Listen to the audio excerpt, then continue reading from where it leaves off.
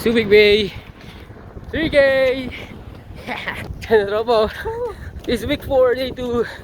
Yo, come here. Hindi ako napag-intro, dumiretso na ako takbo. Kasi nahanap ko yung tropa si Mark. Dapat ano na ako ngayon 6-7K. Kaso pag-LSD daw siya 15K. So sama tayo. Ayan na, patas yung warm up.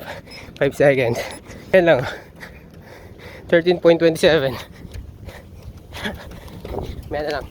Nag-jingle yung tropa. Tumakte muna. Ayan siya, oh. Mark, kaya Mark. Mark. Sige, dyan. Ayan, Mark.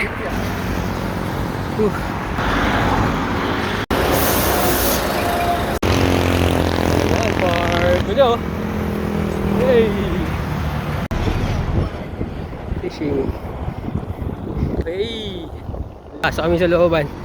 Ha, okay lang maglaad. Sunod. Shelter base lang.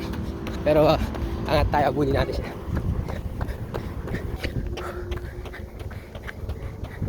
Light run. Wala ko yung ano? 5K. Coke. Fuel. Uwi na. 7K tayo, turning point. Take naman. Nalaglag cellphone ko rin. Buti wala nakapulot to. 9.46. Nalaglag cellphone ko. Buti nakita namin. Bumalik pa kami mga 1.5 kilometer. Ay, hanap na yan. Takbo muna ako. Ni-stop ko bago record na to. Ay! Sakalapin! Pusta, boss.